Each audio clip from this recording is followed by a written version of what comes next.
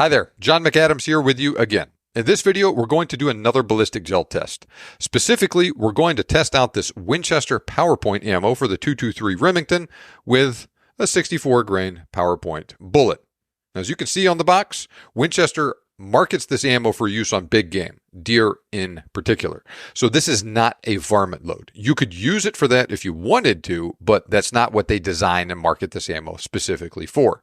Now the question is the 223 Remington really up to the task of cleanly killing a deer with this ammo? That's what we are going to hopefully find out in this video. I'm going to shoot this ammo out of a Diamondback DB15 AR-15 with an 18-inch barrel.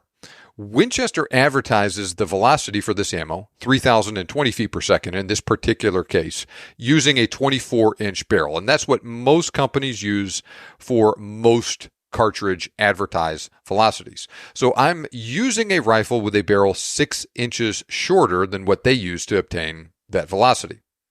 Now, I've shot this ammo through my rifle in the past, and it was going about 150 feet per second slower than advertised. So I'm guessing that will be the case in this particular video too. I'll shoot this ammo into gel blocks 50 yards away. Since it is probably going to start out going slower than advertised, we're probably going to observe an impact velocity at 50 yards in this test that is pretty similar to what you would get at around 100 yards with this same ammo if you are obtaining a muzzle velocity pretty close to what Winchester advertises with your particular rifle. Like for instance, if you were shooting a Winchester XPR varmint rifle with a 24-inch barrel or a Savage 110 varmint rifle with a 26-inch barrel. So with all that in mind, this test should hopefully provide a good demonstration on how this ammo will perform at pretty reasonable shooting distances on game afield. By the way, I will measure all velocities with my Garmin chronograph. So let's get shooting.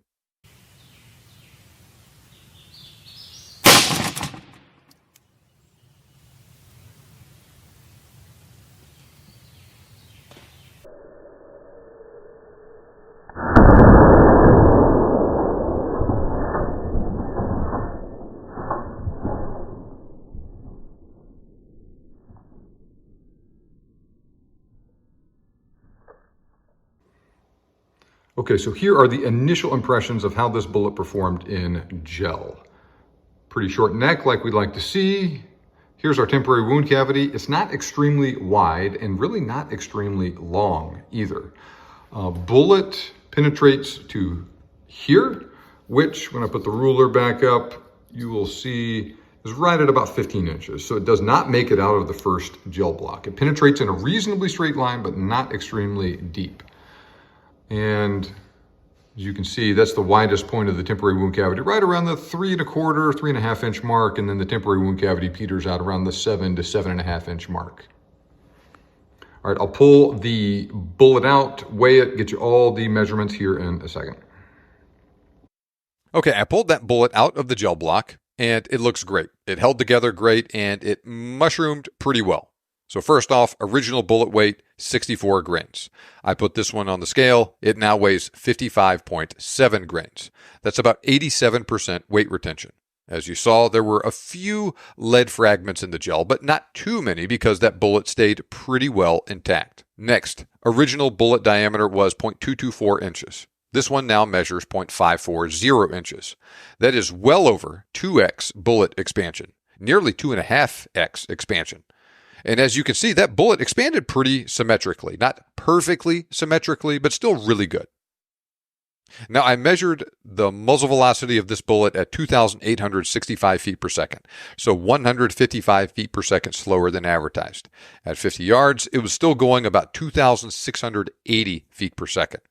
For reference, you shoot this exact same bullet at 3,020 feet per second as advertised, and it won't slow down to 2,680 feet per second until it makes it about 100 yards downrange instead of 50 yards like I observed here. Now, this bullet is not very aerodynamic, and it slows down pretty fast, and it has a BC of around 0.25. Now, let's dig into things a little bit more with the gel. Short neck, just like we like to see. Not a very impressive wound cavity that's not extremely wide or extremely long. You have some, but not a tremendous amount of fragmentation with a few small lead fragments radiating outwards, and just 15 inches of penetration in gel. That's not great. That's better than a varmint bullet and probably adequate to reach the vitals on a deer from a broadside or nearly broadside angle, but that is still less penetration than I like to see.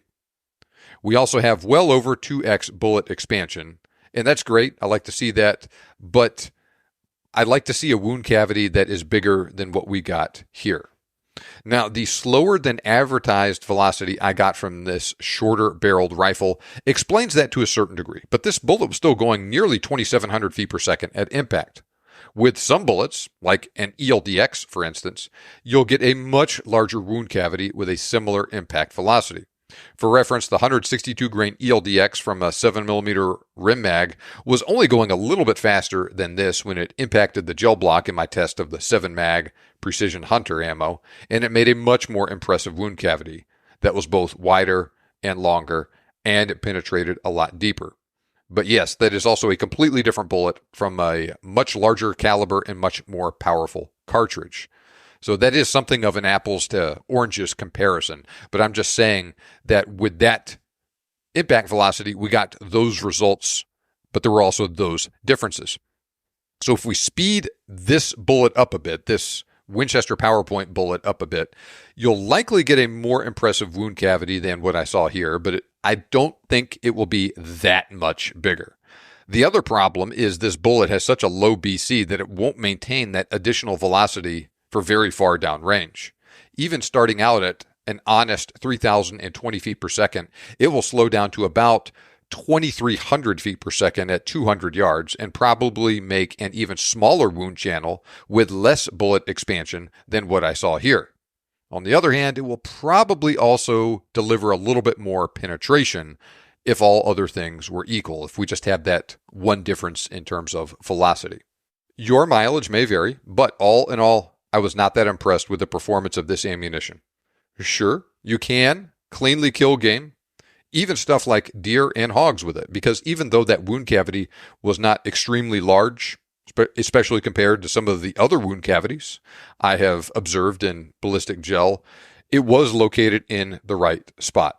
If you put this bullet in the right spot on an animal, especially say a broadside animal, you slip it in behind the shoulder, that wound cavity will overlap with the heart and or lungs and cause a lot of damage to the vitals of that animal and probably kill it reasonably quickly.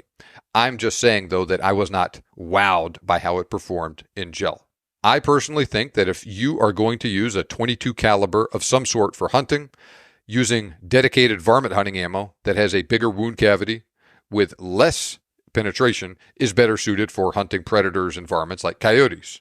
Likewise, if you use a different, higher velocity .22 caliber cartridge with this bullet, or you use a different bullet with the 223 Remington, or you use a higher velocity .22 caliber centerfire with a better bullet, so you get the best of both worlds like that, you will get, all in all, better results on bigger game for those who just really want to hunt with a .22 caliber centerfire for deer, for instance. Let me know your thoughts on this subject. Have you used this 223 Remington Winchester Power Point ammo afield? If so, how did it perform for you? Likewise, leave a comment on this video and let me know the cartridge bullet combination you would like me to use in the next gel test I publish on YouTube. So far, I've published 30-30 Winchester Lever Evolution and 7mm Remington Magnum Precision Hunter gel test, and I am open to suggestions from you on what else you would like to see from me in the future. I also covered this stuff in even more detail in my premium Hunting Guns 101 training. Link is also in the video description. That training also contains a thorough overview of external and terminal ballistics, so you will learn how bullets actually kill animals, as well as some specific examples of rifles and scopes ideally suited to a variety of hunting situations. You'll also discover the various factors that affect bullet penetration and expansion, and you'll learn a couple different methods of choosing the ideal cartridge bullet combination for a hunt that will deliver ideal terminal performance on whatever game you are hunting. Subscribers to my Premium Hunting Guns 101 training will also receive access to my extensive and growing library of ballistic gel test results, most of which are not on YouTube. That library has gel test results for multiple different popular hunting loads for cartridges like the 223 Remington, 6.5 Grendel, 6.5 Creedmoor, 6.5 PRC, 270 Winchester, 7mm Rim Mag, 7mm PRC, 300 Blackout, 308 Winchester, 30-06 Springfield, and 300 Win Mag, among others. Once again, this list is always growing. I have also done ballistic gel tests with actual deer and elk shoulder blades embedded in the gel to give you an idea of how impacting bone affects the performance of different bullets as well. And those gel test results demonstrate the wide spectrum of results you can expect from different cartridges and bullets that you can use to tailor your hunting load to the specific situation. Once again, more details on all of that are available at the link in the video description. Thanks for watching, have a great day, and good hunting.